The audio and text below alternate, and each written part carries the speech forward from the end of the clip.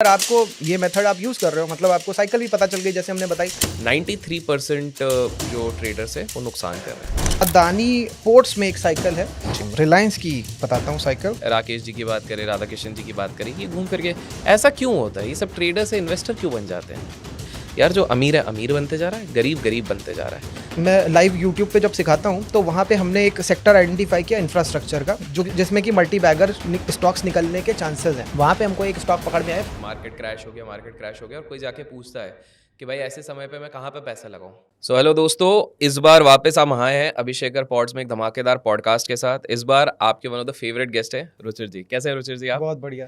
Part 2 की इतनी ज़्यादा डिमांड हुई। अगर आप जाके प्रीवियस वीडियो भी देखते हैं, आप कमेंट्स तो बहुत सारे हैं, अगर आप देखेंगे स्क्रॉल करेंगे तो पार्ट 2 चाहिए, पार्ट 2 चाहिए, पार्ट 2 चाहिए। इसलिए मैंने सोचा कि मैं आपसे बात करूं, आपसे अनुरोध करूं। And thank you so much कि आपने एक्सेप्ट बहुत किया। बहुत धन्यवाद अभिषेक। पिछली बार जितनी वैल्यू मैंने दी थी पॉडकास्ट में, मैं चाहता हूँ उसकी 100 गुना वैल्यू और दूँ आज। बहुत बढ़िया। और दिल से पूरा मेरा मतलब सोच करके आया हूँ कि ऐसा कुछ करके जाना है कि लोग कहें वाकई में। पिछले वाले में लोगों ने कहा था कि इसमें ऐसी वैल्यू मिली जो अब तक नहीं मिली, इस लोग बार और भी उससे 100 गुना उससे ज़्यादा। 100 गुना वाह। ज़्यादा। तो इसे बिल्कुल एंड तक देखिएगा। अच्छा, और पिछले बार रुचि जी हमने बात करी थी कि हम प्राइस एक्शन के बारे में बात करेंगे, हमने करी नहीं थी। तो प्राइस एक्शन हम टूवर्ड्स एंड लेते हैं, सीरियस लर्नर्स के लिए रखते हैं, बीच में लाएंगे। मेरा ना पहला एक सवाल है।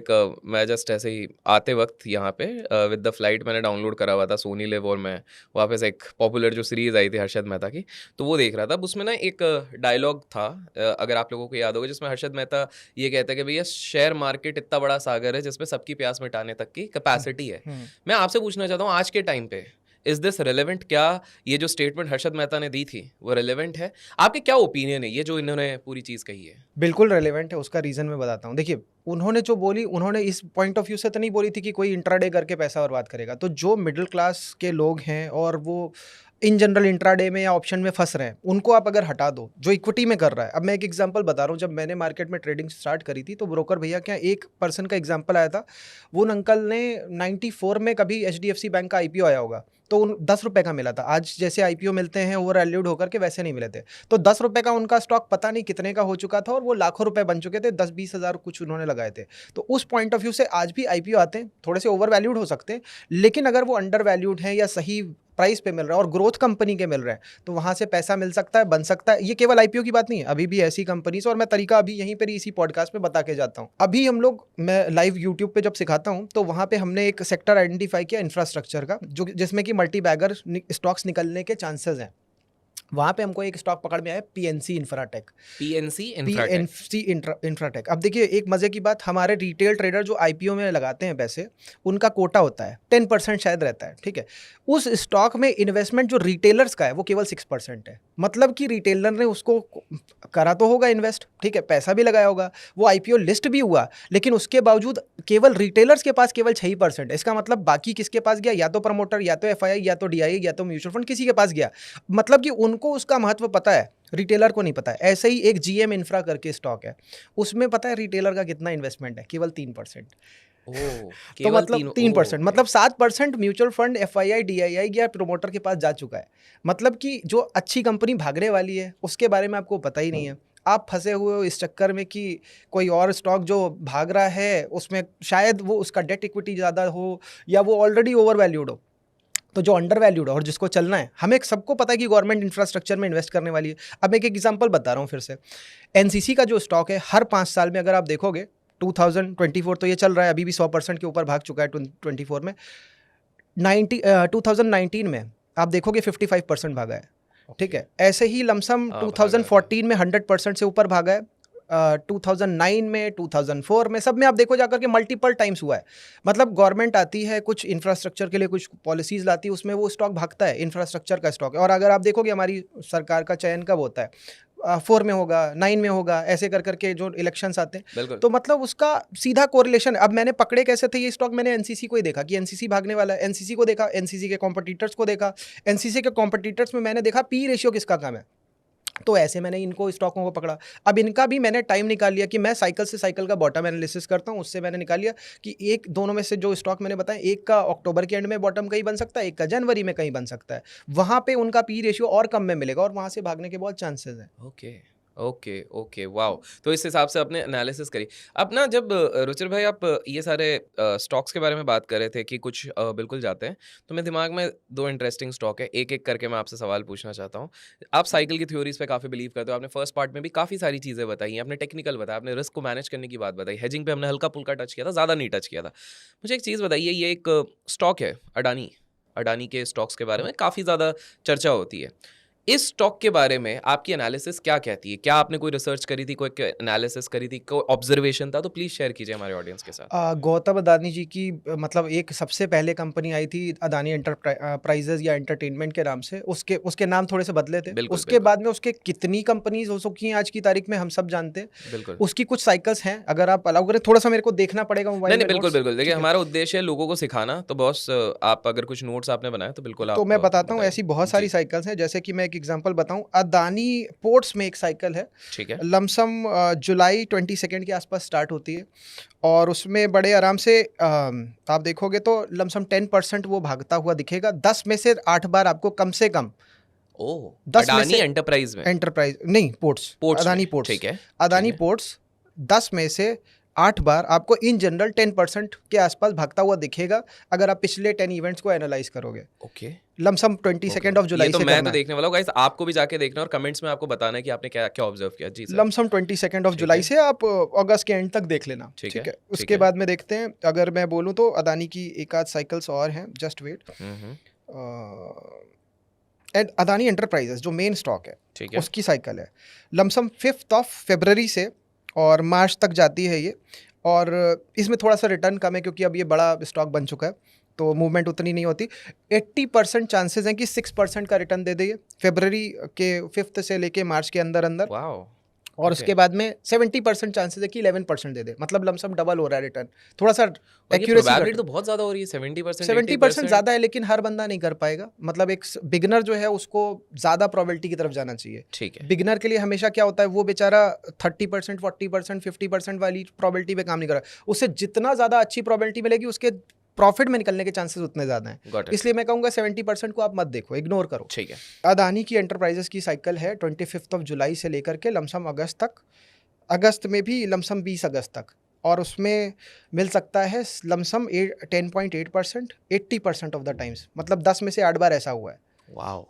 अच्छा, और इसी में मैं ऐड करूँगा अडानी, तो अब ग्रुप बताइए, अब जब अडानी की बात हो रही है और हम अंबानी की नहीं करें तो वो भी थोड़ा-सा वो होगा। तो रिलायंस आपने लास्ट टाइम भी बोला था और लोगों को हाँ। बहुत पसंद आया था वो जो हम्म, एनालिसिस है। हम्म। तो विथ अडानी अगर आप अंबानी या रिलायंस का भी बता सकें दैट वुड बी एक सेकंड मैं रियली ग्रेट। बताता हूँ। ठीक है, देखिए, मैंने रिलायंस का एक तो ये बताया हुआ था शायद कि 97, 2007, 2017 करेक्ट, में वो भागा है बिल्कुल, और 89% कम से कम भागा है। बिल्कुल। तो उसके बेसिस पे 27 में भाग सकता है, ये समझ में आया था। लेकिन ये हो गई 10 साल की साइकिल, अरे कौन करेगा इसमें? ठीक एग्ज़ैक्टली। है, लेकिन आप जाके रिसर्च करो। तो मैं आपको एक और चीज़ बताता हूँ, देखो ये जितनी भी साइकिल बता रहा हूँ, मैं बता रहा हूँ तो जाके रिसर्च ज़रूर करो। क्योंकि मेरे को ये भी याद है, कल पिछली बार मैंने शायद मारुति बताया था, अभी मारुति सितंबर में चला नहीं, तो जी, लोगों को बड़ा खराब लगा। मैंने कहा देखो, रिसर्च करो जा करके। आप रिसर्च ना करो और सीधे जाकर के उसमें इन्वेस्ट करने की सोचो कि पैसे बन जाए। तभी आपने शायद अभी ऐड करा था कि बिगिनर को थोड़ा देखना चाहिए हाँ, ये बिगिनर सारी को चीज़ें। तो देखो, मैंने एक मेथड बता दिया जो आपको सही डायरेक्शन में ले जा सकता है। जी, आप पूरी मार्केट में सब चीज़ों से परेशान हो, टेक्निकल वगैरह से परेशान हो कि भाई लेट बताते हैं, मूविंग एवरेज में आप फंस जाते हो एंट्री करने के बाद। मैं आपको तरीका बता रहा हूँ, ये सब पे देखना ही नहीं है आपको, कई महीनों पहले से चीज़ें पता चल रही हैं, डायरेक्शन आपको पहले से पता है। आप एफआईआई को नहीं देख रहे हो डायरेक्शन के लिए, आप खुद से निकाल रहे हो। आप सोचो ना कि आपको अदानी में पहले से पता चल गया कि 22 जुलाई के आसपास से साइकिल है, करेक्ट। कौन सा इंडिकेटर देखना है? कोई इंडिकेटर ही नहीं देखना है। Got it. एंट्री करने के लिए इंटरेस्टिंग। कर सकते हैं, आपकी एक ट्रेंड लाइन ऊपर से बना दी, प्राइस गिर रहा है तो ट्रेंड लाइन बना दी, क्रॉस करेगा तो हम एंटर कर लेंगे, बस इतना कर सकते हैं। ठीक है, मेक सेंस। तो मैं अदानी रिलायंस की बताता हूँ साइकिल। एक चीज़ और बता देता हूँ, अब रिलायंस की तो बताता हूँ, उससे पहले एक खतरनाक साइकिल और मिल गई है अदानी पे ही, अदानी पावर की, वो ज़्यादा खतरनाक है। वो क्या है, 80% चांसेस है 15% मिलने के। कब? कब? ये 13 फरवरी के आसपास से लेकर के मार्च मिड के आसपास तक, मार्च तक ही मान लो आप, मार्च मिड तक। मतलब और मोटा-मोटी 1.5 महीना, 1 डेढ़ महीना। हाँ, मतलब 1.5 महीना क्या, एक ही 1 महीना, महीना ही एक ही हो रहा महीना है हो गया। टेक्निकली, एक हाँ, महीने मार्च में आप बोलो। 15% क्या अच्छा नहीं है? ये अडानी पावर बता रहे हैं आप? ये अदानी पावर बता रहा हूँ। अब एक इंट्राडे ट्रेडर क्या कर रहा है, हर दिन आधा 1% मानने की कोशिश कर रहा है, और 20 ट्रेडिंग डेज होते हैं। अगर आप 22 ट्रेडिंग डेज आप मान मैं लो। इधर इंटरप्ट कर रहा हूँ। देखिए मैं क्योंकि ऑडियंस के बिहाफ पे सवाल हम्म, पूछता हूँ सारे। क्या मैं इससे ये निष्कर्ष निकाल सकता हूँ, जैसे आपने अडानी और अंबानी की हम बात करें, वी कैन टॉक एंडलेस। मैं एक और वैसे ग्रुप पूछूंगा, वो भी हम्म, बहुत फेमस है, काफ़ी हम्म, बड़ा ग्रुप है, चैरिटी बहुत करते हैं, हम्म, मैं आऊँगा उस पर। हम्म, बट मेरे को ये पूछना है कि जैसे हम इधर निकाल रहे हैं, जैसे आपने अडानी पावर का बताया, फरवरी 13 से लेके मार्च का एक साइकिल रहता है, वैसे ही आपने अडानी एंटरप्राइज का बताया, वैसे ही आपने बताया कुछ पोर्ट्स, पोर्ट्स का अडानी बताया, पोर्ट्स। पहले पोर्ट्स बताया, एंटरप्राइज थोड़ा बड़ा हो गया तो हाँ। आपने 6.5% हम्म, वो बताया। क्या मैं इससे ये निष्कर्ष निकाल सकता हूँ कि अगर हम थॉरो रिसर्च और एनालिसिस इस बेसिस पे करें और स्टॉक्स को ऑब्जर्व करें, तो हमको इंट्राडे करने की ज़रूरत ही नहीं है, क्योंकि थ्रू आउट द ईयर हम कुछ ना कुछ मंथ्स का अगर इस तरह से हम निकाल सके तो हमारे पास तो बिल्कुल, बिल्कुल। आ, यही तो मैं बार-बार कहने की कोशिश कर रहा हूँ। अब जो आपने बात बोली ना शुरू में, जी एक ऐसा कुआँ जो सबकी प्यास बुझा सकता है, वाक़ई में। एक एग्ज़ाम्पल बता रहा हूँ, मान लो कि एक अंडर वैल्यूड स्टॉक है, आज की तारीख में ₹100 का एग्ज़ाम्पल। ठीक है, वो ₹100 का स्टॉक कंपनी प्रॉफ़िट बनाती जा रही है। वो बिल्कुल जिसने आज खरीद लिया और रोक करके रखा हुआ है, मान लो 1 साल तक या 2 साल तक या 5 साल तक, और वो कंपनी प्रॉफ़िट बनाती जा रही है, वो ₹1000 का हो गया। तो ₹900 का प्रॉफ़िट है, वो किसी का नुकसान तो नहीं है, क्योंकि कंपनी ने प्रॉफ़िट बनाया और जितने शेयर होल्डर्स थे उनको रिवॉर्ड किया। तो मतलब कि उस कंपनी के शेयर्स जिसने खरीद लिए होते, उसको ₹900 का तो वो प्रॉफिट होता, और जिसने ₹1000 पे खरीदा उसको क्या नुकसान हो रहा है? नहीं हो रहा है, क्योंकि उसके बाद में वो फिर वो और बढ़ने वाली, आगे और प्रॉफिट बनाने वाली है। वाह तो इसका मतलब ये है कि वाकई में वो एंडलेस, मतलब जो कुएं की बात कर रही, कुआं नहीं, ये समुंदर है, ये दरिया है जिसमें कितना वाह भी पैसा बन सकता है, हम सोचते नहीं है। अब एक एग्जांपल, क्या कंपनी का स्टॉक खरीदने से पहले कोई कंपनी हमसे पूछती है कि हम एम्प्लॉई हैं या बिजनेसमैन हैं या हम खुद कंपनी के शेयर होल्डर हैं? नहीं पूछता कोई। तो मतलब अगर मैं जॉब में हूं तो मैं स्टॉक्स को खरीद के उसका बेनिफिट, एक ओनरशिप का बेनिफिट पा सकता हूं। ये हमें समझ में नहीं आता, और हम क्या करते हैं, हम अपने वही माइंडसेट की, हमें जल्दी से जल्दी पैसा कमाना, उसमें हम अपना नुकसान करते जा रहे हैं। वाह। बाय द वे मैं एक और स्टॉक आपसे भी पूछना चाहूँगा, आप अपने नोट्स खुले रखिए इन केस उसका भी एनालिसिस हो। जब ये हर्षद मेहता की सीरीज़ चल रही थी तो वहाँ पर एक सीन होता है जहाँ पर वो कहते हैं मार्केट क्रैश हो गया और कोई जाके पूछता है कि भाई ऐसे समय पे मैं कहाँ पे पैसा लगाऊँ? तो सबको याद होगा, हर्षद मेहता कहते हैं कि भाई टाटा का कोई स्टॉक उठा लो। मतलब आज मतलब क्या था? इसको इसको थोड़ा-सा इलैबोरेट कीजिए, एंड इवन अगर टाटा के अराउंड भी आपके पास कोई एनालिसिस है तो प्लीज़ वो भी शेयर कीजिए। वो भी करता हूँ। चलिए, ठीक है। अच्छी बात आपने बोली। पहले रिलायंस की आपने बोली थी। हाँ, अंबानी जी रह गए, अंबानी अंबानी जी, जी। सॉरी, मुकेश मुकेश अंबानी, अंबानी जी। बिल्कुल। उनकी अगर मैं बताऊं तो भाई उनकी बहुत ज़बरदस्त साइकिल है रिलायंस इंडस्ट्रीज़ में। 10th मई से स्टार्ट होती है, ये लमसम जून जुलाई तक भी चली जाती है, जुलाई मान लो चला जाता है। तो वहाँ पे 90% चांसेस है 15% मिलने का। वाओ! वाओ! मतलब मई से लेके जुलाई, मतलब लमसम 2 महीने, वहाँ पे 15% अगर मिल रहा है मेरे को वो एक भी सॉलिड रिलायंस जैसे हेवीवेट पे हैवी आपको वेट मिल पे रहा है। 15%। सबसे ज़्यादा मार्केट कैप है, 20 लाख करोड़।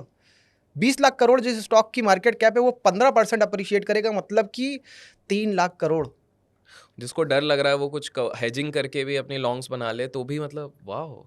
मतलब ये अब सोचने वाली बात है, लोग इस तरीके से मतलब कोई जाकर, सोच नहीं रहा है, बिकॉज़ कोई सब सोच सब नहीं वो रहा है। जनरल सोच रहे हैं कि भाई मतलब मैंने एक मूविंग एवरेज लगा दिया, मैंने ये लगा दिया, मतलब सिर्फ़ वहीं तक रिस्ट्रिक्टेड हो जा रहा है देखिए, सबका। मूविंग एवरेज में सबसे बड़ा एडवांटेज क्या है ना, अभी का भी लगा दिया, पीछे जाके देखना नहीं है कुछ। हाँ, रिसर्च यहाँ नहीं पे तो करनी है। रिसर्च करनी पड़ी, हाँ, मेहनत करनी पड़ी। आज मैंने अपने टीम के 2-4 लोगों को तैयार कर दिया, तो उन्होंने रिसर्च करके निकाल दी। ये साइकिल मैंने भी नहीं निकाली, मेरे टीम में जो सपोर्ट में, उनसे निकलवाई। मैंने वाओ! कहा कि इन स्टॉक्स की निकालो, मेरे को बताना है सबको इसमें कि मेहनत बहुत लगती है। मेहनत लगती है। लेकिन अब देखिए, मैंने अगर रिलायंस का लेकिन बताया, एक बार आपने निकाल लिया है, जैसे रिलायंस आप बोल रहे हो 90% का है काइंड ऑफ, तो भाई आप अपना स्टॉप लॉस लगा के आप उस अगर हम्म, पोजीशन को बनाते हो, there is a high probability कि आपको बाकी हर दिन ट्रेड करने की जरूरत ही नहीं है। बिल्कुल। अब मैं तो सबसे आपकी ऑडियंस से रिक्वेस्ट करूँगा कि अगर रिलायंस की आपको और साइकिल्स इस तरीके से निकल के आती हैं तो कमेंट में पोस्ट करो। और मैं तो ये भी कहूँगा कि रुचिर भाई को मैं थर्ड पार्ट के लिए भी लाऊंगा अगर आप लोग ढेर सारे लाइक्स देते हैं, लेकिन कमेंट्स में ना आप कौन सा स्टॉक का साइकिल जानना चाहते हो ना, उन स्टॉक्स के आप नाम लिखो, आपका जो भी आपको स्टॉक होगा, small cap, mid cap, large cap, जो भी है आप वो लिखो, ताकि उन्हीं में से अपन 4-5 स्टॉक्स रुचिर भाई अपन लेंगे फॉर द नेक्स्ट पार्ट, जब भी आपसे मेरी बात होती है बुलाने, और हम उसको भी कवर करेंगे। तो बिल्कुल 2 टास्क हैं गाइस, आप वो करो। वीडियो को लाइक नहीं किया तो लाइक करो, क्योंकि सेकंड पार्ट के लिए भी एटलीस्ट अपन को 15,000 लाइक चाहिए। ठीक है ठीक है। रुचिर भाई। तो रिलायंस की एक और साइकिल है, 6th या 5th ऑफ जनवरी से लेके फरवरी तक में, थोड़ा सा कभी कभी मार्च में भी चली जाती है। उसमें मिनिमम 8.7% मिलता है, 80% चांस है 8 में से 10 बार हमें दिखेगा। ठीक है। क्या मैं ऐसा कंक्लूड कर सकता हूँ कि हर स्टॉक की मल्टीपल साइकिल्स हो रही हैं? हर सा हम बिल्कुल, आप देखो रिलायंस क्योंकि की तो रिलायंस की दूसरी आ आपने गई दो है। दो साइकिल हाँ, निकाल दी हैं। देखिए 2 हो गई, तो हो सकता है 5-6 हो। तो इसलिए कह रहा हूँ कि मैंने यही अभी थोड़ी देर पहले ऑडियंस से बोला कि सबसे कि कमेंट में लिखो अगर आपको कोई और रिलायंस की साइकिल मिल रही है, तो अच्छी बात है ना कि रिलायंस की सारी साइकिलें यहीं कवर हो जाएंगी, कमेंट्स में ही मिल जाएंगे कमेंट्स सबको। में ही मिल जाएंगी। वाओ! ये टिप्स विप्स की ज़रूरत ही नहीं है। अच्छा, लेकिन एक सेकंड पहले आप टाटा का बताइए, फिर मेरे टिप्स से कुछ याद आया तो वो मैं पूछूंगा। अच्छा चलिए मैं टाटा का बताता हूँ, अब रुकिएगा। टाटा केमिकल कोई इतना बड़ा वो मतलब अपने टाटा ग्रुप का ही है पर स्टॉक। चल नहीं रही है, मैं जब हम रिकॉर्ड कर रहे हैं तब तो काफ़ी समय से नहीं चल रही नहीं है। अब यही तो प्रॉब्लम है, चलने का जब टाइम है तब लोगों को पता ही नहीं है। हाँ, ये अब आप बताइए। ठीक है, अब चलने का टाइम क्या है भाई? लमसम 14 अगस्त से लेकर के सितंबर में एक टाइम तक, लमसम 20 सितंबर तक वो 8% इन जनरल दिया है। दिया देता है। 10 में से 8 बार, 10 में से ओह, 8 बार, तो वो टाइम पे बाय करना है और हम जा रहे हैं किसी और टाइम पे देख रहे हैं, तो फिर कैसे मिलेगा? समझ गए। तो जब आपके साइकिल का समय आए आप तब एंटर करो, तब एंटर करो। रादर देन कि खत्म हो हाँ गया या हाँ पहले से चल हाँ। रहा है। ओह, अब एक एग्जांपल बताता हूँ, कई सारे लोग ऐसी साइकिल में कभी एंटर नहीं कर पाते हैं। उसका रीजन होता है, वो कहते हैं अरे अभी इतने टाइम से तो चल नहीं रहा, अब क्या चलेगा? और जी। एक्चुअल में वो डेट है वहां से चलने की, और वो भाग जाता है। फिर वो कहते हैं अरे रिग्रेट, और फिर गलत टाइम पे बाय करते हैं, तो वो ऑलरेडी भागा हुआ होता है, वहां से उनको करेक्शन देता है, वो बाहर फिर हो जाते हैं। उन्हें नहीं देना है पैसा, कभी कभी स्टॉक डिसाइड कर लेता है हम इसको पैसा नहीं देंगे, होता है कभी कभी। तो वो पहले तो आपको बिलीव ऐसा बना देगा, फिर वो आप जहाँ पे एंटर करोगे वहां से आपको बाहर कर देगा, और फिर आप कहोगे यार मेथड बेकार है या कुछ। मतलब अब मैं तो फ्री में ये चीज़ बता रहा हूँ, अल्टीमेटली इतना कुछ हम कर सकते हैं इस चीज़ से, मतलब अब क्या ही बोले।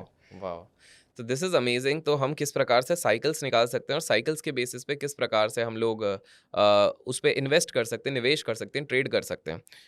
आपके पास और भी कोई है? टाटा केमिकल की एक साइकिल और है, ठीक है। 26 मार्च से लेकर के लमसम 17 अप्रैल तक, मतलब लमसम एक महीने से भी थोड़ा सा टाइम है, ठीक 20 है। दिन का टाइम है। ठीक है। इस 20 दिन में ये 8.8% चलता है, 10 वे से 8 बार चला है ऐसा। Wow wow. तो ये अपने आप में, मतलब अब टाटा केमिकल की बात हो गई, अब मैं देखता हूँ टीसीएस का भी शायद मेरी टीम ने भेजा था कहीं पे। ओके। टाटा पावर का बता देता हूँ, ये भी बड़ा इंपॉर्टेंट स्टॉक है। पावर के स्टॉक सब चल रहे हैं, सबकी नज़र है उन पे। तो ठीक है। टाटा पावर के बारे में बताता हूँ। इसमें 25 जून से जुलाई तक एक साइकिल है, उसमें लमसम ये 5.5, थोड़ा छोटा परसेंटेज है चला है। 8 आउट ऑफ 10 टाइम्स चला है। इसी में थोड़ा सा बड़ा टारगेट अगर मेरे को चाहिए तो 8.5% मिल सकता है, लेकिन 7 टाइम्स चला है 8 में से 10 में से, वाओ। मतलब 70% वाओ चांसेस है। वाओ। मगर थोड़ा सा टारगेट बढ़ गया, आप देखो 5.5 से 8.5 हो गया, ठीक है। बस एक सेक्रीफाइस करना पड़ा और बढ़ गया। Amazing amazing. तो इस प्रकार से गाइज अपन काफ़ी सारे साइकिल्स निकालने के साथ साथ हम लोग समझ सकते हैं कि कौन सा स्टॉक किस समय पे जाएगा। और भी आई थिंक सो आपके पास टाटा कुछ मोटर बड़ा खतरनाक स्टॉक है, हाँ, टाटा ये ग्रुप का। बताइए, इस पे काफ़ी लोगों का इंटरेस्ट रहता है, टाटा मोटर्स। 5 जनवरी से साइकिल स्टार्ट होती है, और ये साइकिल आपको दे सकती है 8.9%। 10 में से 9 टाइम्स चली है ये। और डेट कौन सी बताई आपने? 5 जनवरी से, वाओ। एक महीना अगले देख लो, आपको पता चल जाएगा। भाई साहब अगले न्यू ईयर में ध्यान रखिए सब। जी जी जी जी। एंड एक और खतरनाक चीज़ है कि पिछले पिछले 2 इवेंट्स में 20% दिया है। ओह, पिछले मतलब 2 ये तो इवेंट, आप मिनिमम बताए थे जो हाँ हाँ, बोला है। ये मैं अच्छा। मिनिमम ही बता रहा हूँ। देखो भाई, एक चीज़ और, सबको ये समझना चाहिए कि ये जो जितना भी मैं बता रहा हूँ ये मिनिमम है। मतलब अगर मैंने स्टॉक को देखा, कभी भागा 10%, कभी भागा 20%, कभी 15, कभी 25, तो मैंने देखा सबसे कम 10 भागा ना, वो 10 मेरा टारगेट है, मेरे को 10 ही चाहिए, मेरे को उससे ज़्यादा नहीं चाहिए। वो Got भी it. 10 मेरे को नहीं मिलेगा, क्योंकि एंट्री करते वक्त आधा 1% मेरे से जाएगा।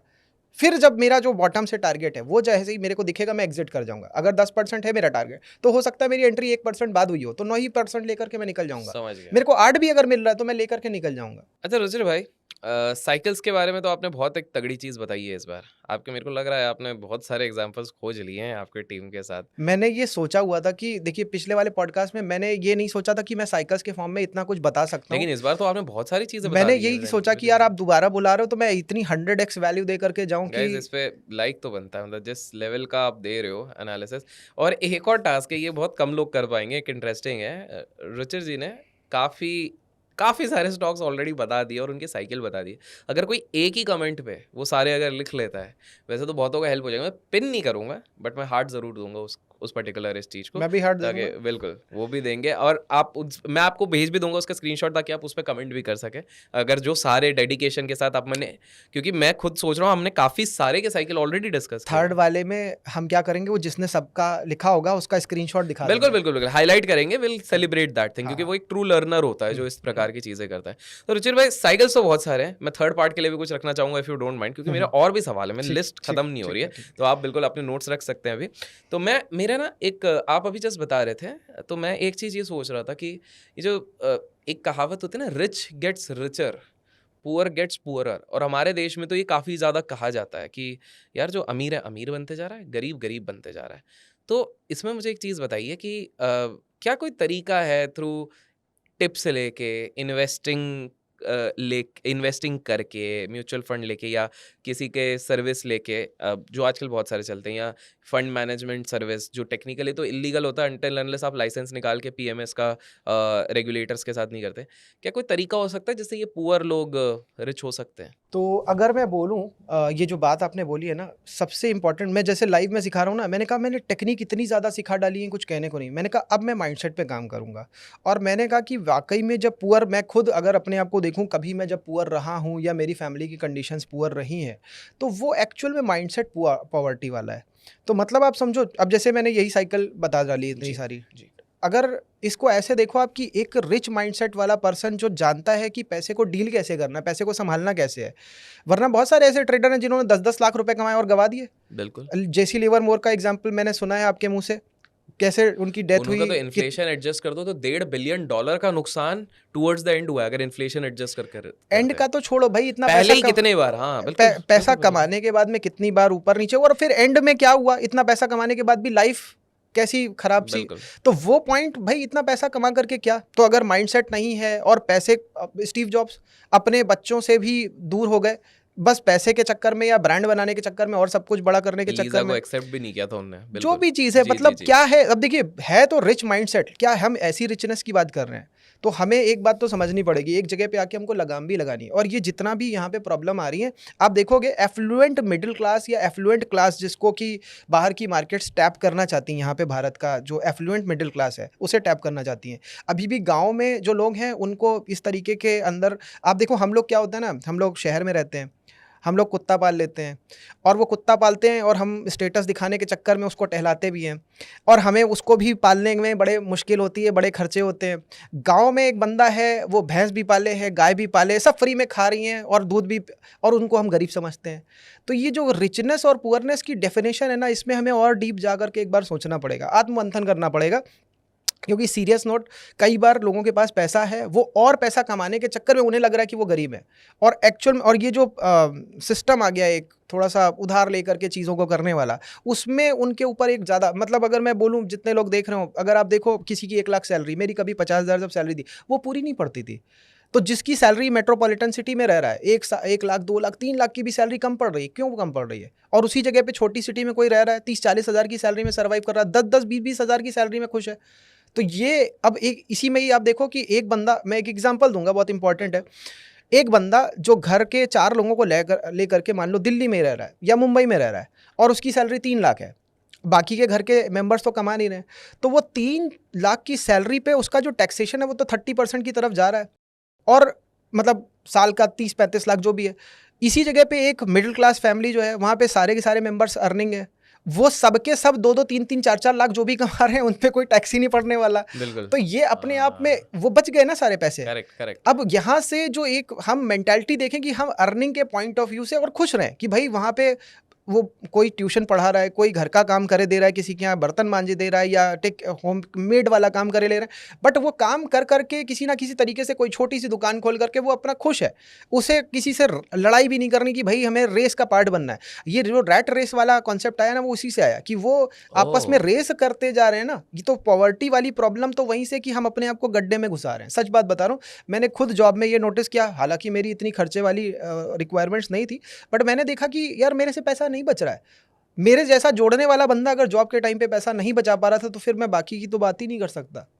वाह तो वाह, आप जो बात कह रहे हो ना, ये जो पैसा बचाने वाली, तो सबसे पहले माइंडसेट पे काम करना है, और हमारी हैबिट्स को अच्छा होना पड़ेगा। जैसा कि मैंने बीच में अभी बोला भी था अपने किसी लाइव में, यूट्यूब लाइव में, गुल्लक की बात मैंने बोली थी। गुल्लक आप लाओ, फिजिकल आपके सामने एक रोल मॉडल, जैसे कहा जाता है ना कि अपना रोल मॉडल बनाओ, मैं कह रहा हूँ गुल्लक को आप लाओ, उसमें पैसा जोड़ने के बारे में 1 रुपये भी आप डालोगे, 2 रुपये भी जो डालोगे ना, आपको लग रहा है वो 1 रुपये 2 रुपये, बट आपको मेंटली वो रीवायर कर रहा है, सबकॉन्शियस में आपके जोड़ने के बारे में जा रहा है। अब जब जोड़ने के बारे में जाएगा तो आप शॉपिंग के बारे में नहीं करोगे। मैं आपको एग्जांपल बता रहा हूँ, रिसेंट में आज से 4-5 साल पहले मेरी वाइफ एक मॉल में गई और वहाँ से शॉपिंग करके आई, वहाँ पे कुछ कूपन्स मिले, तो मैंने कहा कूपन रिडीम कर लो जा करके। तो अभी अगली बार होगा, तो भाई अगली बार कैसे होगा, हर वेडनेसडे को आना है तब रिडीम होगा। मैंने कहा रुक जाओ, जाना नहीं, ये आपकी आदत डाल रहे हैं। मतलब उस चक्कर में घर में बड़ा भड़ा भयंकर लड़ाई झगड़ा हुआ। मैंने कहा ये आपकी आदत डालना है, ये आपको बार बार नहीं जाना है, ये आपको हर वेडनेसडे पे एक कूपन रिडीम होगा 500 का, मतलब आप आओ आओ आओ भाई, मेरे घर में एक रिक्वायरमेंट है, मैं 2 महीने में एक बार जाके शॉपिंग कराऊंगा, मैं हर हफ्ते क्यों जाऊंगा। लेकिन अब प्रॉब्लम वहां से पॉवर्टी चालू होने वाली, जहां पे आप हर हफ्ते जाने वाले हो, आप एक चीज लेने जाते हो 100 चीज लेकर के आते हो, क्योंकि मॉल भी ऐसा है ना, बच्चों से लेकर के बड़ों से लेकर के फैंसी वेयर से लेकर हर तरीके का सामान है। तो आप जब भी जाओगे आप कुछ ना कुछ ऐसा लेकर के आओगे। तो वहां पे रिचर तो रिचर बन रहा है, लेकिन जो गरीब है वो बेचारा अपने पैसे को बचाना जानता नहीं है। इसीलिए कह रहा हूँ कि एक वो जो पुराना कॉन्सेप्ट था ना फिजिकल मनी को सेव करने वाला, वो आना ज़रूरी है।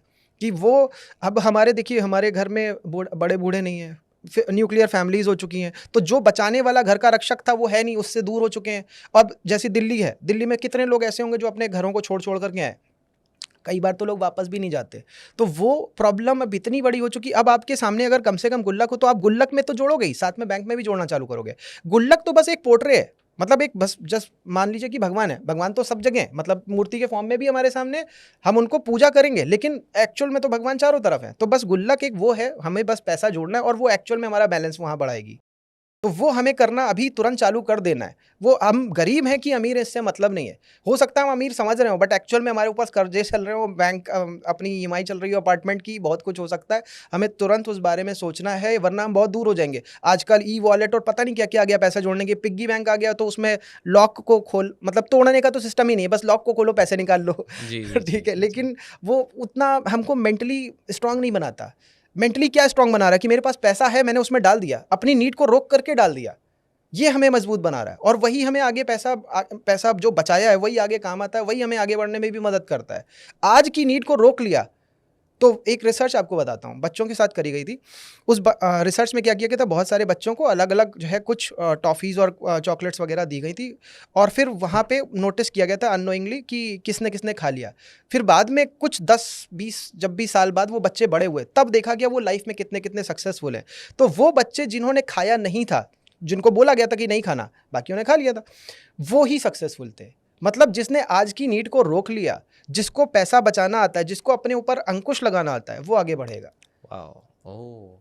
काफ़ी डीपली आपने इस चीज़ को पूरा एक्सप्लेन किया। रज़िल भाई, ये तो एक बहुत बढ़िया रिच वाले एंगल को आपने बताया और माइंडसेट वाली बात बताई, बट रिच की अगर मैं बात करता हूँ तो मैंने एक चीज़ नोटिस करी है, मैं आपको ओपिनियन जानना चाहूँगा इस चीज़ पे, कि जितने हमारे इधर रिच ट्रेडर्स बोल लीजिए या जो भी होते हैं, वो इवेंचुअली इन्वेस्टर बन जाता है। मतलब आप इतिहास खोल के देखिए, राकेश जी की बात करें, राधा कृष्ण जी की बात करें, ये घूम फिर के ऐसा क्यों होता है? ये सब ट्रेडर से इन्वेस्टर क्यों बन जाते हैं?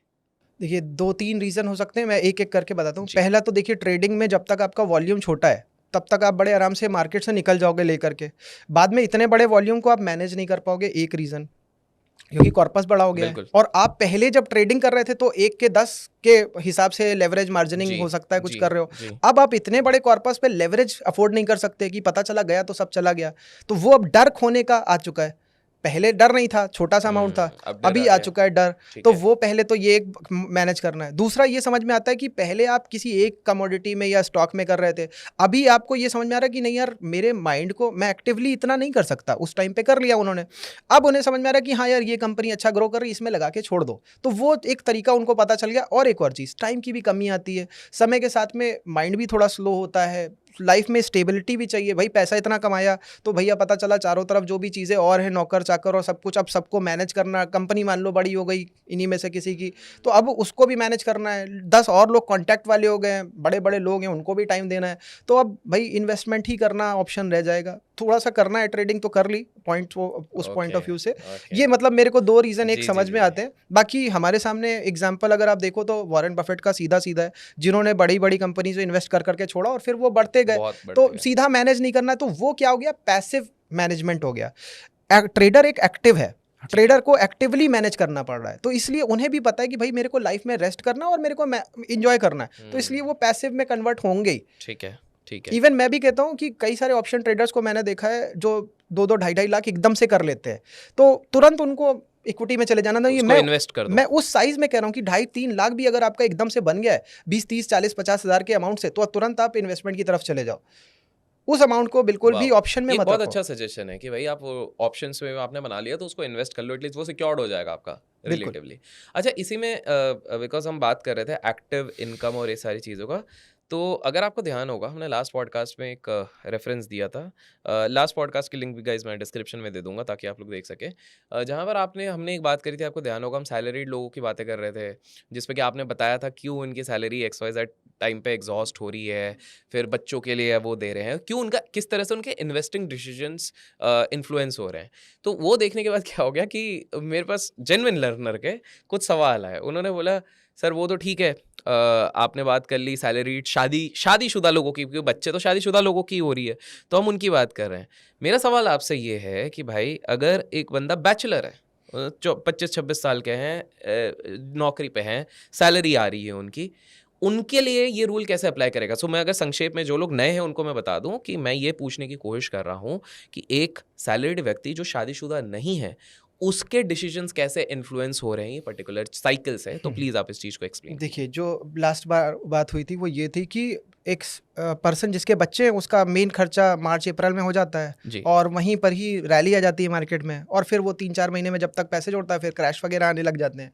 अब आप जो पूछ रहे हो, मेरे हिसाब से ये पूछ रहे हो कि भाई जिसके बच्चे नहीं हैं, मेजरली मतलब अगर शादी भी हुई है और बच्चे नहीं बच्चे हैं नहीं है, ठीक है, तो हाँ। अब देखिए मैं बताता हूँ, इसको भी कनेक्ट करेंगे कि अपना IPL जो है मार्च अप्रैल मई जून में चलता है, ठीक है। हाँ। तो बहुत सारे लोग उसको देखते हैं, मगर ठीक जो है। देख रहे हैं उनकी तो कोई बात नहीं, मगर जो लोग बैटिंग में इन्वॉल्व हो गए उस टाइम पे, तो वो तो बैटिंग वाला अमाउंट है, वो अपना इन्वेस्टमेंट में आना चाहिए था इधर। जो टाइम था इन्वेस्ट करने का वो तो गया, तो वो तो इसमें मजे लेकर के, और शुरू में तो और ज़्यादा क्रेज होता है, ज़्यादा टीमें होती हैं, बिल्कुल। तो इसलिए और उनका वहाँ पे पूरा एग्जॉस्ट हो गया मनी, तो वो उसी में ही परेशान है। और अभी और एक और चीज़, जैसे मैं एक एग्जांपल बताऊंगा कि एक्चुअल में आदमी की सेविंग तो चालू तब होती है जब उसकी शादी होती है, जब उसकी वाइफ उसको प्रेशराइज करती है कि भाई बच्चे हैं, बेटी हुई है, एक ज़मीन लेकर के छोड़ दो, मेरे केस में जैसे पीछे पड़ी रहती है वाइफ, तो वो चीज़ तो तब चालू होगी। और जब तक बैचलर होता है तब तक तो शॉपिंग और दिखावे में ही ज़्यादा पड़ा रहता है।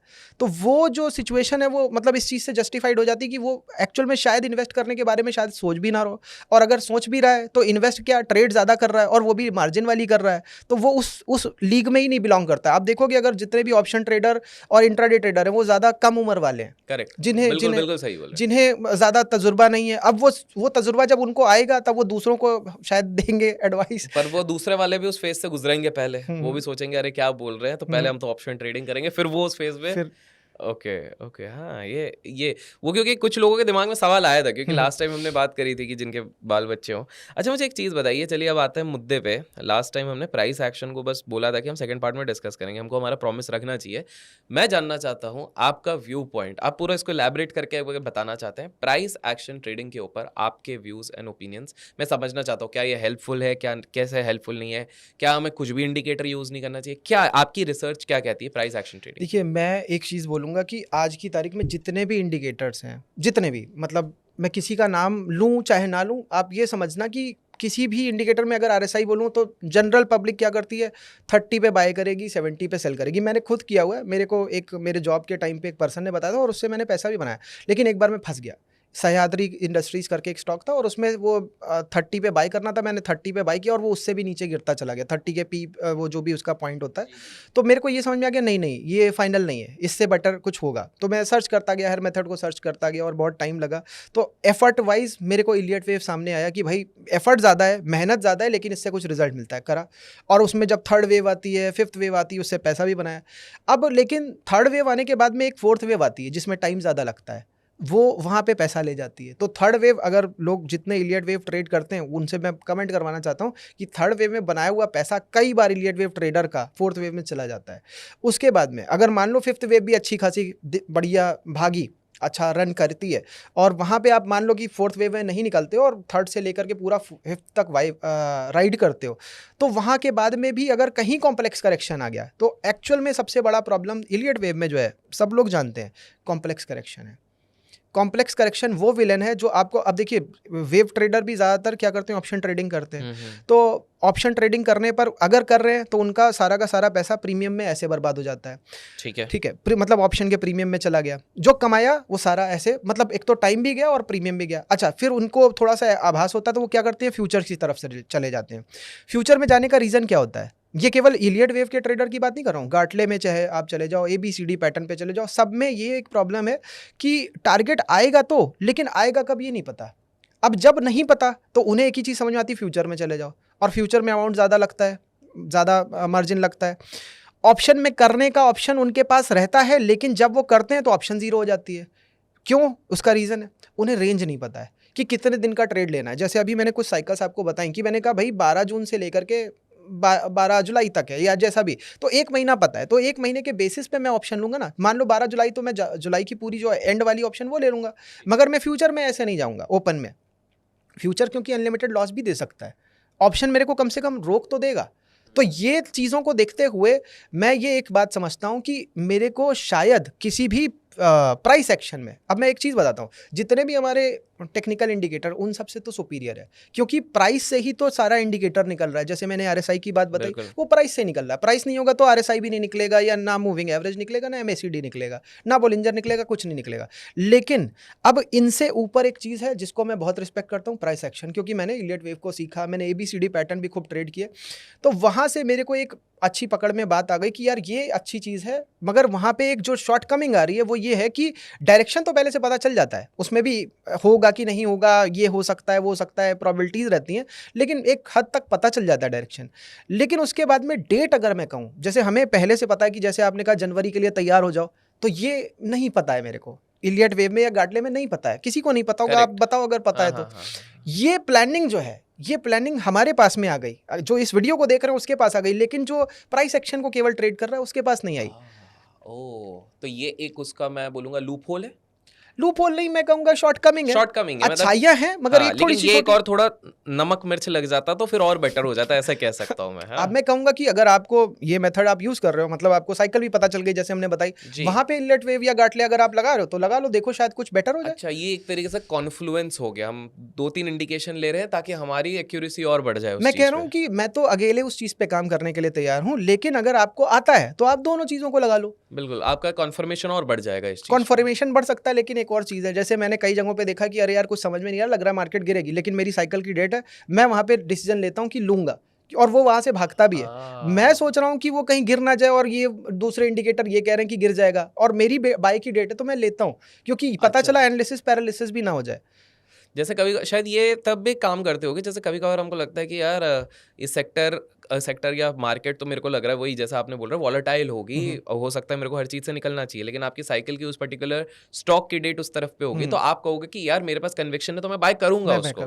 तो ऐसे में ये पॉसिबिलिटी हो सकती है कि 50 स्टॉक में से हो सकता है 30 स्टॉक थोड़े ऊपर नीचे होता रहे, लेकिन मेरा जो कैटेगरी आ रहा है वो ऊपर जा सकता है। और उसमें भी मैंने अभी थोड़ी देर पहले बताया कि मैं एक ट्रेंड लाइन ड्रॉ कर दूंगा, जैसे उसको ब्रेक करेगा तो मैं प्राइस एक्शन वहां पे नहीं इन जनरल फॉलो कर रहा, मतलब मैं ज्यादा, मतलब अगर मैं बोलूं तो प्राइस एक्शन ज्यादा मेरे को आता भी नहीं, मेरे को बस इलियट वेव आता है, जिसको भी मैं बहुत लिमिटेड यूज करता हूँ, और बिना उसको यूज करे अगर मैं इन तरीकों से ज्यादा बेटर कर पा रहा हूँ तो मेरे लिए बहुत अच्छा है। यहीं पे अगर ऑप्शन में जाने लग गए तो रिजल्ट बिगड़ सकता है, क्योंकि ऑप्शन में क्या आता है, लालच कि अरे भाई एक साइकिल रिलायंस वाली देखी, उसमें पैसा बना, पता चला उधार सबसे लेकर के आए और डाल दिया, अरे तुझे पता नहीं, मेरे को ये पता चल गया, अब मैं इस वाली साइकिल में करना, और देखना 2 सर लोगों ने बताया, वो तो इतने बड़े लोग हैं, उन्होंने बताया तो गलत नहीं बताया होगा, और चले गए उसमें पैसे लगा लिए, फिर बर्बाद करने के बाद में और गालियां साकी नाका माका चालू कर दिया। तो मतलब पॉइंट बस इतना सा है कि देखिए आपकी हेल्प करने के लिए बताई है, उसके बेसिस पे काम करके आप अपने को बेटर बनाओ, ना कि किसी के ऊपर 100% सीधा बिलीव करके भाई मैंने एनालिसिस किया, मैंने निकाला, आप भी एनालिसिस करो और निकालो।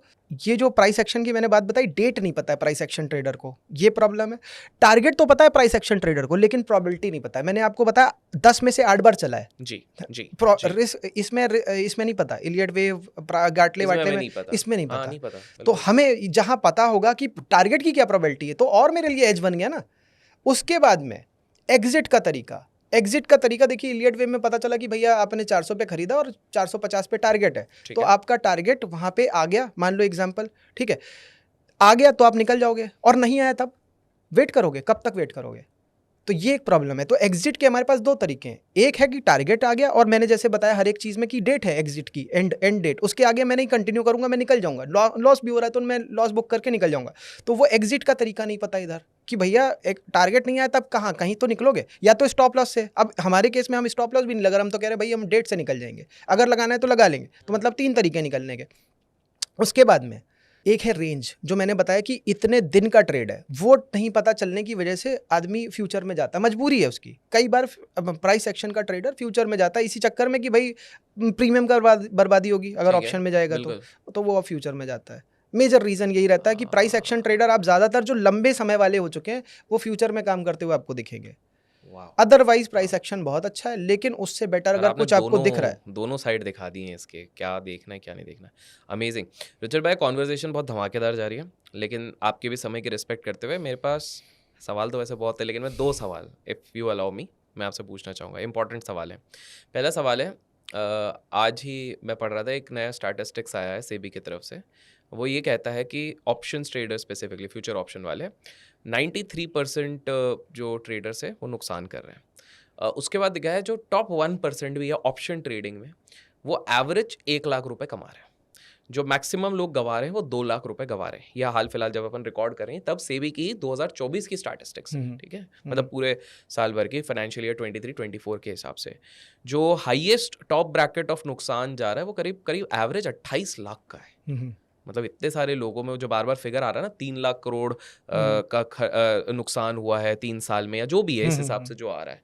मेरा ये सवाल है, 2 सवाल है इसके, इसमें फिर उसके बाद एक और फाइनल क्वेश्चन होगा कि पहला, ऑप्शन ट्रेडिंग आखिर फिर करें कैसे जब इतने सारे लोग नुकसान कर रहे हैं, और दूसरा क्या करना भी चाहिए, क्यों नुकसान हो रहा है, कैसे नुकसान हो रहा है, ये दोनों को अगर आप थोड़ा सा मेरे को आंसर करें। एंड ऑप्शन ट्रेडिंग अगर किसी को ढंग से करनी है तो किन चीज़ों का ध्यान रखा जाए, प्लीज़ हेल्प अस आउट। देखिए, ऑप्शन ट्रेडिंग में अगर मगर जैसे किसी को करनी ही है, अगर बिल्कुल सोचा ही हुआ है, तो मैं उसका रीज़न तरीका बता दे रहा हूँ। ठीक है। प्रॉब्लम लोगों के साथ में ये है कि वो बिल्कुल एज अ बिगनर किसी को देख लेते हैं ऑप्शन मल्टीप्लाई करी वो कूद जाएंगे, वो नहीं करना है। तो आप सबसे पहला इक्विटी में प्रॉफिटेबल होकर देख लो। जब जैसे हम लोगों ने साइकिल देखी है, इक्विटी में अगर करते हो आप प्रॉफिट बना पाते हो और आप कई महीनों तक बना पाते हो, तो फिर ऑप्शन के बारे में सोचना, वो भी एक छोटे से अमाउंट से।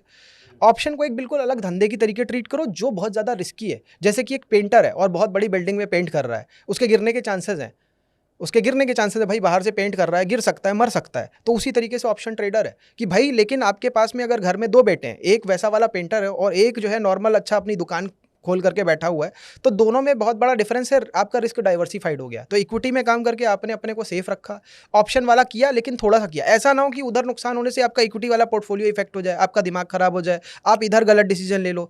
इसी तरीके से अब इक्विटी के पोर्टफोलियो की बात आई तो उसमें पेनी स्टॉक को मत डालें, वरना पूरा पोर्टफोलियो भी खराब हो सकता है। ऑप्शन ट्रेडर की जो मैं बात बता रहा हूँ, ऑप्शन ट्रेडर तो बहुत सारे ऐसे, अगर वहाँ पे बायर खड़ा है 90 रुपये का और सेलर खड़ा है 100 रुपये का, वो बिना नेगोशिएट करे 100 रुपये पे खरीद लेंगे। आपको पता है कितनी खराब लिक्विडिटी अपनी मार्केट में, उतनी लिक्विडिटी मार्केट ऑर्डर मारा वो 100 पे खरीद लिया। जबकि करना क्या चाहिए, आप 90.5 पे लगाओ, शायद मिल जाए, 91 लगाओ, 91.5 लगाओ, 1-1 2-2 मिनट बैठो। ये पेशेंस है नहीं उनके अंदर। ये जो पेशेंस नहीं, अगर बता भी दूंगा ना तो भी नहीं करने वाले। तो पेशेंस ना होने की वजह से जो नुकसान हो सकता है, देखिए जितना भी इम्पेशेंट आदमी होगा, आप देखो मूवीज में, ज़्यादातर मूवीज़ में जो इम्पेशेंट आदमी होता है फंस जाता है जाल में, वैसे ही यहाँ पे ऑप्शन ट्रेडर, मतलब वो तो एग्जांपल ही दिखा रहे हैं। इम्पेशेंट इंसान जो सही से सोच नहीं रहा है, वो बड़े आराम से जाल में फंसता है, और वो फंसता है और कमाता कौन है, पीछे वाला जो सेल कर रहा है।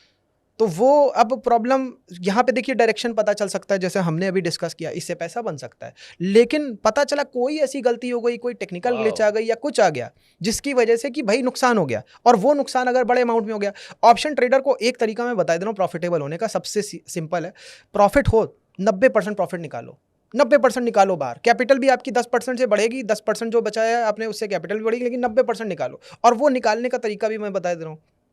अच्छा, इसमें भी एक और चीज़ छुपी हुई है। ये जो पैसा आपने निकाला है, ये आपके बैंक अकाउंट में जाएगा। आपको क्या लग रहा है बैंक अकाउंट में सेफ हो गया?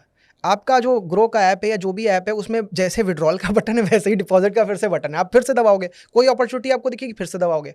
तो बैंक तक जाना इंपॉर्टेंट नहीं है, बैंक से फिर कहाँ आप पहुंचा रहे हो वो इंपॉर्टेंट है। तो अंदर डीपर और तो अब यहाँ से अगर आपके घर में मम्मी समझदार हैं, जिनको पैसा जोड़ना आता है, आप निकाल के उनको दे दो कैश। माँ आपके लिए कुछ नहीं किया अब तक, मैंने ये लो 50,000 रुपए, आप रखो अपनी मर्जी से जो लाना हो, या संभाल करके। गर्लफ्रेंड को मत दो, तो शॉपिंग कर लेगी। नहीं, आपकी वाइफ होंगी, बच्चे होंगे, उनकी खुशी के लिए करो। और गर्लफ्रेंड को देने की जहाँ बात हो रही है, अगर डिजर्विंग है तो उसके लिए भी आप करो, बिल्कुल कोई खराब बात नहीं। गर्लफ्रेंड के मम्मी पापा हैं बूढ़े, उनके लिए आप करो, आपके होने वाले ससुर हैं तो उनके लिए सब कुछ आप करो। जरूरी नहीं है नेक हो, पर एक कलयुग है, गर्लफ्रेंड और वाइफ को मत दो, मैं बता रहा हूँ, बट ठीक है आप दे दो। चलो एग्जांपल बता रहा हूँ। ये देखो, ये मैं उस पर्सन की बात बता रहा हूँ जिससे, देखिए क्या है ना, कंपल्शन इंपल्शन जो है ना ऑप्शन ट्रेडर के अंदर, इसलिए मैं कह रहा हूँ क्योंकि मेरे को पता है ना। तो आप बेसिकली कह रहे हो कि सिक्योर्ड रहेगा उधर, तो इसलिए समझदार व्यक्ति को पकड़ा दो, क्योंकि तुम तो यूज करने ही वाले हो।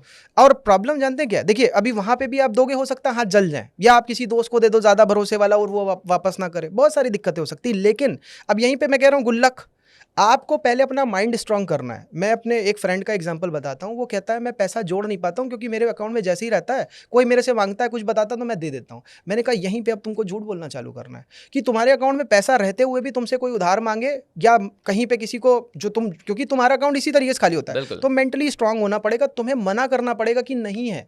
या तो बोलो कि हाँ है, लेकिन किसी मेरे काम के लिए, तो वहाँ पे वो पीछे हो, वरना वो बंदा क्या करता है, वो दे देता है, उसका अकाउंट हमेशा ज़ीरो है, कभी वो बचा ही नहीं पाता। तो मेंटली स्ट्रांग, अब देखो क्यों मैं कह रहा हूँ इनको देने के लिए, क्योंकि आप मेंटली स्ट्रांग नहीं हो उस जगह पे ऑप्शन ट्रेडर। तो अब आप या तो मेंटली स्ट्रांग हो जाओ, गुल्लक या कोई और तरीका हो सकता है, मेरे को ना पता हो, वो आपको पता हो, आप उसमें जोड़ना चालू करो। अब जैसे एग्जांपल बता रहा हूँ, सहारा के केस में लोगों ने 500-500 रुपये पर डे की वो जो भी होती थी डाली, मेंटली स्ट्रांग होने के लिए डाली, लेके कोई और भाग गया। तो अब आप देखो, अपनी जिम्मेदारी खुद नहीं लोगे लाइफ की, कोई किसी और के हाथ में दोगे तो वो तो वाओ। रिस्क तो आने वाले हैं और वाओ। गलतियां होने वाली हैं। तो मेंटली तो अपने को ही स्ट्रांग बनाना। मैं आपको एक एग्जांपल बताता हूँ, 2015 में ऐसा मेरे साथ हुआ था। उससे पहले 14 में मैंने एक बड़ा अमाउंट कमाया था, क्योंकि मैं निकाल नहीं पाया बाहर, तो मैंने वापस से मार्केट को दे दिया। मेरे को अब वो उस एक प्रॉब्लम से मेरे को ये पता था मैं मार्केट में जैसे ही प्रॉफिट को निकालना है, तो मैंने सेल किया, अकाउंट में लाया। अकाउंट में लाने में उसमें 2-3 दिन लगता था, तो मैंने लैपटॉप बंद किया, मम्मी को दिया। मैंने कहा मम्मी ये लैपटॉप अलमारी से 4 दिन तक बाहर मत निकालना, मतलब मेरा बस इतना सा था कि मेरे बैंक में पैसा पहुंच जाए। बैंक में पहुंचने के बाद में मैं उसका क्या करूंगा मेरे को पता था। SBI का क्लोज एंडेड फंड उस वक्त 1100 दिन का आया था, उसमें ट्रांसफर किया। 2.5 लाख का प्रॉफिट था, 2,20,000 ट्रांसफर किया। मैंने कहा 30,000 बचा है, 30,000 मेरे में दम है, तो मैं 30,000 का फिर बना लूंगा 2-2.5 लाख। वाओ। तो अच्छा, वो और दम, ये बहुत बढ़िया टिप है। ये हाँ। टिप बहुत बढ़िया है। लेकिन अब मैं बता रहा हूँ, क्लोज एंडेड फंड्स आते हैं म्यूचुअल फंड के, अब वो लिक्विड है कि म्यूचुअल फंड है इक्विटी वाले, उसमें आप कर सकते हो। आप एमफी की वेबसाइट को लगातार वॉच करो, वहाँ पे जो क्लोज एंडेड फंड आ रहा है उसमें आप लगा दो, ठीक है। क्योंकि आप SIP जो डाल रहे हो, बहुत सारे मैं लोगों को जानता हूँ SIP जो डाल रहे हैं वो पैसा निकाल लेते हैं, जहाँ जरूरत पड़ती तो SIP का फायदा क्या हुआ, ये भी एक प्रॉब्लम है। तो क्लोज एंडेड में डालोगे, मैं आपको बता रहा हूँ, मैंने बहुत ट्राई मारा उस पैसे को निकालने के लिए, निकला ही नहीं। और वो 30,000 जो था ना, मार्केट में इतना उस वक्त वोलाटाइल था। आप अगर अगस्त 2015 का देखोगे तो वो मैं ट्रेड सही डायरेक्शन में किया, लेकिन वो इतना ज़्यादा प्रीमियम था कि वो जीरो हो गया, वो 30,000 बर्बाद हो गया। वहीं पे ये जो मैं आप लोगों को चीज़ें बता रहा हूँ, ये सब उसी टाइम पे डिस्कवर हुई कि पैसा भी गया और मेरे पास में कुछ है नहीं। तो रिसर्च चालू हो गई फिर से वापस। रिसर्च जैसे ही चालू हुई तो नए नए अंदर से इंसाइट आए निकल करके। तो ये सब चीज़ें तभी हो सकती हैं जब आपके, देखो पैसा ना होना भी एक अच्छी बात है कि उस टाइम के लिए आप कुछ नया रिसर्च कर सकते हो। अब ऑप्शन ट्रेडर की बात पे वापस आते हैं। ऑप्शन ट्रेडर को ये तो डिटरमिन करना पड़ेगा, मेंटली स्ट्रांग होना पड़ेगा कि मैं पैसे का सही यूज़ कर सकता हूँ और मेरे से अच्छा कोई यूज़ नहीं कर सकता। आपको देश हित में यूज़ करना, आप देश हित में करो। आप गौरक्षा के लिए, गोदान के लिए करना चाहते हो, आप जाकर के कर दो। आपको लग रहा है कहीं पे खाना बांटा जा रहा है, डोनेट कार्ड का कितना ऐड आता रहता है, आप उधर कर दो आप, लेकिन उसका सही यूटिलाइज तो करो, आपको कम से कम पुण्य तो मिल जाए उस चीज़ का। सही बात वरना है। आप मार्केट को वापस दे रहे हो और वो पैसा लेकर के जा रहा है जो यहाँ पे पहले भी भुखमरी ला चुके हैं अंग्रेज वगैरह। यहाँ पे आप देखो जितनी भी भुखमरी आई या जितने भी ड्रॉट पड़े, वो एक्चुअल में ड्रॉट नहीं थे। यहाँ से वो पैसा लेके जा रहे थे, अनाज सारा लेके जा रहे थे, यहाँ के लोग भूखे मर रहे थे। लगान पे लगान जो आपने देखा होगा, यहाँ के लोगों ने ही पैदा किया वो अनाज और यहाँ के लोग भूखे मर रहे हैं। तो एटलीस्ट हमारा देश का आदमी खा तो लेगा। आप ऑप्शन ट्रेडिंग में प्रॉफिट कर रहे हो, जो भी पर्सन लोग हैं यहाँ पे देख रहे हैं इसको, उन्हें कम से कम ये तो कर देना चाहिए कि कम से कम उनके दिल में सुकून रहे कि भैया मैंने पैसा बनाया तो मैंने 50,000 दिए दान में, तो वो यूटिलाइज हो गया। और फिर आप देखो दान करोगे तो वहां से कहीं और तरीके से भी आएगा, मतलब ये तो कर्म है, रिटर्न आएगा किसी ना किसी तरीके से। आपको लग रहा है कोई डॉग फाउंडेशन है, गाय का फाउंडेशन है, मैंने बहुत से ऐड देखे हैं, मतलब वो कहीं ना कहीं वृंदावन में मैंने देखा है, माताएं हैं जिनके लिए बहुत सारी सर्विसेज कर रहे हैं। अभी अयोध्या में मंदिर बन रहा था तो वहाँ पे ठंड बहुत ज़्यादा पड़ रही थी, टेंट वगैरह के लिए पैसे नहीं थे। तो वो सब चीज़ें जो है छोटी छोटी ऑप्शन ट्रेडर के लिए अपॉर्चुनिटी है, जाओ वहाँ पैसा लगाओ। आपको लग रहा है आप किसी को दोगे, वो गड़बड़ वाला बंदा है, उसके पास गलत हाथ पड़ रहा है, आपको नहीं, मेरी सोच नहीं, मैं कह रहा हूँ मैं उनको ऑप्शंस दे रहा हूँ। अच्छा, ऑप्शन ट्रेडर को ऑप्शंस दे रहे हैं आप। ऑप्शन ट्रेडर को ऑप्शन कि भाई आपको देखो माइंड में वो स्ट्रेंथ पहले लानी, डेवलप करनी है। और ये स्ट्रेंथ कैसे आ सकती है, वो उसका भी रास्ता बताता हूँ। इनडायरेक्ट है, फास्टिंग से आ सकती है। फास्टिंग मैंने खुद कई बार करी है। मैंने देखा है अरे यार शाम तक भूख इतनी भयंकर लगने लगती है, कई बार मैंने फास्ट तोड़ दिया। वहीं पे ही गड़बड़ छुपी हुई है और वहीं पे ही अच्छाई भी छुपी हुई है। अगर आप कर ले गए फास्ट तो वहाँ पे आपकी मेंटल स्ट्रेंथ डबल हो जाती है। अगर आप कर ले गए, वही वो पास्ट की प्रैक्टिसेस हैं जो हमने अब छोड़ दी हैं। आप मेंटल प्रैक्टिस को बढ़ा करने के लिए, माइंड को मजबूत करने के लिए फास्टिंग कर सकते हो। एक बार फास्टिंग करनी चालू करी, चाहे एकादशी हो गई, चाहे पूर्णमासी हो गई, चाहे जो भी अमावस की होती है, जो भी, तो वो अगर करनी चालू करे एक ऑप्शन ट्रेडर के लिए तो बहुत इंपॉर्टेंट हो सकती है। और उससे बहुत, मैंने आपको देखा बहुत सारी कॉन्स्पिरेसी आपने लोगों की पकड़ पकड़ के बताई, मैं एक कॉन्स्पिरेसी यहाँ पे बताना चाहता हूँ। और ये वही लोग हैं जो ऑप्शन ट्रेडर को कमाने नहीं देना चाहते। मेरा एक फ्रेंड डीगो करके था, अर्जेंटीना का बना, और वो क्रिश्चियन था बाय द वे। और उसने एक चीज़ रिवील करी मेरे को कि उसने कहा कि पहले के बाइबल के वर्जन्स जो थे उसमें फास्टिंग के बारे में लिखा हुआ और वो जैसे एकादशी द्वादशी उसके बेसिस पे, अब फास्टिंग उसमें दूसरे तरीके से आ गई है, डे के बेसिस पे, या फास्टिंग को इग्नोर ही कर दिया गया बाइबल से। तो अब ये मैं किसी के ऊपर वो इल्ज़ाम नहीं लगा रहा हूँ, उस पर्सन ने पढ़ी है बाइबल, वो है क्रिश्चियन, उसने बताया। तो मतलब कि जो चीज़ आपकी वाइब्रेशन को रेस कर सकता है उस चीज़ को ही हटाया जा रहा है। अब ऑप्शन ट्रेडर कहेगा मुझे को टेक्निक बताओ, टेक्निक बताओ, मैं टेक्निक बता भी दिया तो भी कहाँ पैसा बना पाने वाले हैं, तो भी तो आपसे कोई ना कोई छीन लेगा ना, आपको फुसला करके निकाल लेगा पैसा। तो मैं रास्ते वो बता रहा हूँ जिनसे आपका पैसा किसी तरीके से तो सेफ हो जाए। आप कम से कम किसी को दान कर दो तो आपके अगले जन्म में काम आ जाए, या हो सकता है कहाँ से रिटर्न होकर के आ जाए, कम से कम वापस उसके पास, राक्षस के पास तो नहीं जाएगा जो आपको घुमाए पड़ा है। तो रुचिर भाई, अब मेरा ना एक फाइनल क्वेश्चन है आपसे। मुझे एक चीज़ बताइए, हम साइकिल्स की जब बात कर रहे थे आपने स्टॉक्स के बारे में भरपूर बात करी, अब ऑप्शंस की भी हमने बात कर ली, अब ऑप्शंस की बात करें और हम दो मोहताज को छोड़ दें, निफ्टी और बैंक निफ्टी, तो ऐसा कैसे हो सकता है? तो क्या निफ्टी और बैंक निफ्टी में पहला साइकिल्स काम करते हैं? अगर करते हैं तो कुछ अगर आपके पास ऑब्जर्वेशन है तो please feel free to share. Nifty और बैंक निफ्टी में भी काम करते हैं। अब जैसे मैंने बताया कि अपना मार्च से भाग जाती है मार्केट, तो आप देखना, चेक करना जाके, लमसम 24 मार्च के आसपास आपको दिखेगा कि निफ्टी के में भागती हुई दिखेंगी साइकिल्स। 24 मार्च के बाद से 24 मार्च से आपको भागती हुई इन जनरल निफ्टी दिखेगी। 2020 इवन का तो मेरे कोरोना को का भी, ध्यान है। इवन जी, जी, कोरोना जी। का भी बॉटम जो वहीं पर ही कहीं हाँ, बना था और बिल्कुल, वहां से बिल्कुल, भागी है। बिल्कुल। आप इवन ये जितने भी टाइम्स हैं आपको हो सकता है बॉटम ना दिखे लेकिन मार्केट भागती हुई दिखेगी। जी, तो वो एक जेनरिक हमारे लिए अच्छा वाओ। अपॉर्चुनिटी हो सकता है। ठीक है। एक मैं आपको और बताऊंगा कि जहाँ पे लोग मिस कर जाते हैं बच्चों की फीस और उस चक्कर में, उसका भी एक तरीका बताऊंगा कि वो कैसे हम इन्वेस्ट करके बड़ी अपॉर्चुनिटी पकड़ सकते हैं। अब मैं साइकिल्स बताता हूँ आपको, निफ्टी साइकिल्स एंड बताओ। बैंक निफ्टी की। जी, बैंक निफ्टी की एक साइकिल बताता हूँ। जी। 20th ऑफ मार्च से स्टार्ट होती है, अप्रैल के एंड तक जाती है, और इसमें 3.9% मिल सकता है 10 में बैंक से निफ्टी में? 8 टाइम्स। बैंक निफ्टी हाँ इंडेक्स में? हाँ, इंडेक्स पे wow. Lump sum 20th of March से लेकर के लमसम अप्रैल एंड तक जा सकती है। मेजरली 20 फरवरी 20 अप्रैल तक जाएगी, बट अप्रैल के एंड तक आप मान लो, उस तक आपको 3.9% मिल सकता है। 80% मतलब कि 8/10, 10 में से 8 बार चला है। अगर आप थोड़ा बड़ा टारगेट चाहते हो तो 7 आउट ऑफ 10 टाइम्स बड़ा टारगेट है 6.5% का। अब इंडेक्सेस में ये 6.5 बड़ा है, छोटा नहीं है। और ऑप्शन में बहुत अगर बड़ा है। देखें तो बड़ा है। अब यही प्रॉब्लम है लोगों से, ऑप्शन ट्रेडरों से पूछना चाहता हूँ कि ये मिलने के बाद भी क्या आप उस पैसे को संभाल के रखोगे, ये प्रॉब्लम है। मम्मी को दे दिया तो रख लोगे? मम्मी के बारे में सोचो सच में, मतलब थोड़ा सा बड़ा गोल, ट्रेडिंग को भी बड़ा करना है लेकिन घर में भी पैसा यूटिलाइज हो, घर भी बिल्कुल, दिखना चाहिए कि बिल्कुल, घर में भी बिल्कुल। बेटरमेंट आया। बिल्कुल। बैंक निफ्टी में एक साइकिल और बताता हूँ, ये गिरने का साइकिल है। अच्छा। ये 1 जनवरी से लेकर के लमसम जनवरी में ही ख़त्म हो जाता है, और ये 2.3% गिरता है in general, 8 times out of 10। Okay. ठीक है, और उससे बड़ा ये कौन सा टारगेट है, मंथ आप बता रहे हो? ये जनवरी में, जनवरी। जनवरी 1 से स्टार्ट हो जाएगा। ठीक है, और 3.1% है चांस है 70%, मतलब 7 बार चला है 10 में से। और रीसेंट वाले बता देता हूँ, रीसेंट वाले 8 और 9% गिरे। एक बार फेलियर आया था 2022 में, और उसके बाद में 5.5% और लमसम 6% गिरा था 2021 और 20 में भी। 20 तो वैसे भी कोरोना वाला जी, क्रैश जी, वाला जी, टाइम, जी, जी, मगर जी। वो शायद फरवरी के बाद से फेब चालू के हुआ बाद था। से हुआ था। बट जी। ये शायद बैंक निफ्टी पहले से गिर रही थी शायद, मेरे को कुछ तो जितना। हाँ, पहले से इफेक्ट आ गया था। बैंक निफ्टी में एक और साइकिल है 15th में से है, और ये हमारी जून तक जाती है, जून एंड तक जाती है। बहुत छोटी है, ज़्यादा बड़ी नहीं है, 3.5% की है, 8 आउट ऑफ 10, मतलब Which is still 80%। good. 8 out of 10 is still good. नहीं, मगर परसेंटेज थोड़ा मेरे को छोटा लग रहा है, 3.5 हो अच्छा हाँ, सकता है। 3.5 हाँ, ठीक है। मतलब अगर बैंक निफ्टी इस वक्त 40,000 की 50,000 जितनी भी हो गई, 4.4% टारगेट है। अगर हम एक देखें 13 अगस्त से लेकर के लमसम सितंबर तक जाती है, अच्छा। सितंबर के मिड तक। तो ये आपकी 4.4%, 90% ऑफ द टाइम्स इसने ऐसा किया है। फिर 14 जून से एक जुलाई मिड तक चलती है, वो हमारी 3.7 दे सकती है परसेंट। 7 आउट ऑफ ये 10 बैंक निफ्टी टाइम्स, का बता रहे हैं आप? सब बैंक निफ्टी ठीक है। अभी तक जितना बताया, तो 70% चांस है, मतलब 7 out of 10। Okay. Wow, bank Nifty की काफ़ी साइकिल्स हैं। ऐसे तो रुचिर जी शायद फिन निफ्टी के भी बाद में निकाल सकते हैं अगर लोग। हिस्टोरिकल डेटा अच्छा आ जाए तो। हिस्टोरिकल डेटा जिसके भी रहे हम निकाल सकते हैं। निफ्टी की भी बता देता हूँ एक और, निफ्टी की अभी तक शायद नहीं बताई एक भी। हाँ, निफ्टी के बता दीजिए। निफ्टी की एक साइकिल है 25 अगस्त से, 25 अगस्त से लमसम सितंबर के मिड तक है, and percentage is 3.4। Okay, 80% chance है, मतलब 8/10। अब देखिए जितनी भी साइकिल फिर से मैं बोलूंगा, चेक करें सब जा करके, और फिर उसके और बेसिस वो तो पे। एक जन तो होमवर्क करेगा ही, जिसको हम अगले उसमें मेंशन भी करेंगे। अब इसमें मैं एक वो चीज़ जो बताना चाहता हूँ जो मिडिल क्लास मिस कर जाता है हर एक रैली में, एजुकेशन और उन सब में।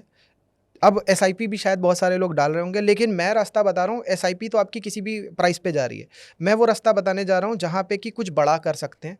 वो बड़ा करने का तरीका देखिए, ट्रेन मिस हो गई कोई बात नहीं, मैं फ्लाइट पकड़ने का तरीका बता दे रहा हूँ। क्या तरीका है कि जैसे मैंने पास्ट में बताया था, third year of the decade से लेके 7th 8th year of the decade बिल्कुल। तक निफ्टी, बैंक निफ्टी, अपना सेंसेक्स भागता है। ये यूएस की मार्केट का भी मैंने एनालिसिस बताया था कि 100 साल का भी मैंने एनालिसिस किया, एक बार केवल फेलियर आया था 70s में। तो ये जो third year of the decade से लेके 7th और 8th तक का है पीरियड, मैं तो बड़ा खुश था कि अरे भाई ये तो पूरा बुलिश है और सब कुछ। बीच में अभी केस आया था जॉर्ज सोरोस वाला, मैं बड़ा गुस्सा आ गया। मैंने कहा यार हम लोग इतनी मेहनत कर रहे हैं, अपना पैसा बचाने की कोशिश कर रहे हैं, मैं लाइव क्लासेस कर रहा हूँ सब तरीके से पैसा बचाने की, और ये एक अफवाह उड़ा करके सोच रहा मार्केट गिरा दे। अदानी बड़ा स्टॉक है और उस पर नाटक करने चालू, सेबी के ऊपर इल्ज़ाम लगा दिए, मतलब रेगुलेटर के ऊपर इल्ज़ाम लगाए दे रहे हैं। तो वहाँ पे मेरा दिमाग पगला गया। मैंने कहा अब इसकी ऐसी की तैसी करूँगा। अब मैं छोटा सा हूँ, मैं कुछ कर नहीं सकता मेरे को लगता है, मगर मैंने कुछ किया। क्या किया? मैंने कहा ये थर्ड से लेकर के 7th या 8th ईयर जो है, इसके अंदर भी करेक्शन आते हैं, ऐसा नहीं है। वो करेक्शन कितने बड़े बड़े आते हैं वो नापते हैं, तो पता चल जाएगा अपने को। तो देखा जाके 4 तरीके के करेक्शन आते हैं, 4 करेक्शन इस जोन में आते हैं जो होते हैं। करेक्शन 2 तरीके करेक्शन हो गए, एक छोटा और एक बड़ा। ठीक है। छोटे करेक्शंस जो होते हैं वो 12 से 15% के बीच में होते हैं, Okay. निफ्टी की बात कर रहा हूँ। ठीक है। और एक बड़ा करेक्शन 33% के आसपास आता है। ठीक है, अब ये मेरे लिए अपॉर्चुनिटी है। कैसे?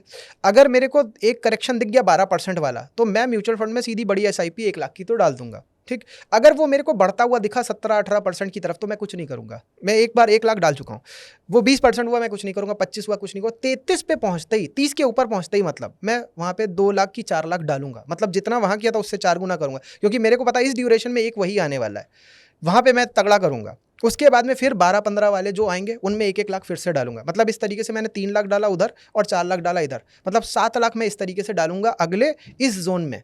एसआईपी जो जा रही है वो अलग।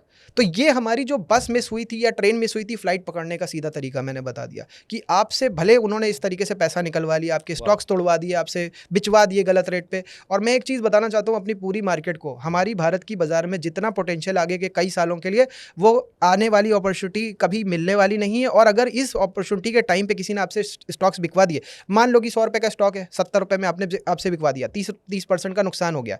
या आपसे 100 में आपने खरीदा तो आपने 100 में ही बेच दिया, 30% का नुकसान आपने बचा लिया। लेकिन वो स्टॉक जब 400 होने वाला है तो एक्चुअल में आपका 400% का नुकसान होने वाला है। ये 30% को बचा के कुछ नहीं मिलने वाला।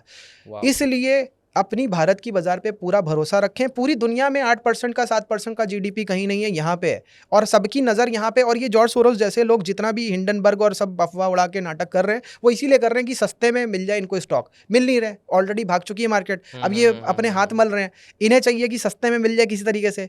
तो वो एक प्रॉब्लम, इनकी जो खिसियाई बिल्ली खंबा नोचने वाली कहानी है वो इनके साथ हो रही है। और हमारा जो रिटेल ट्रेडर है वो मासूम है, उसे पता नहीं है। अब उसका मुहिम आपको, मेरे को, हम जैसे जितने भी लोग सिखाने वाले हमको लेना पड़ेगा, ताकि हमारे इन्वेस्टर का नुकसान ना हो। वाह वाह।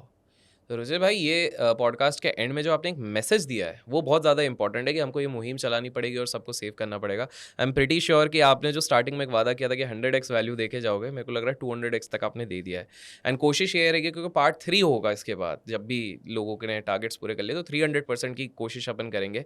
So thank you so much, आप हमारे चैनल पर वापस आए, धन्यवाद अभिषेक, मिल के बड़ा अच्छा लगा। एंड गाइस, आपको कुछ भी पसंद आया कमेंट्स में जरूर बताइए, लाइक कीजिए इस वीडियो को, जितना हो सके अपने ग्रुप्स में शेयर कीजिए। फिर मिलते हैं आपको बहुत जल्द। Thank you so much. Thank you Abhishek.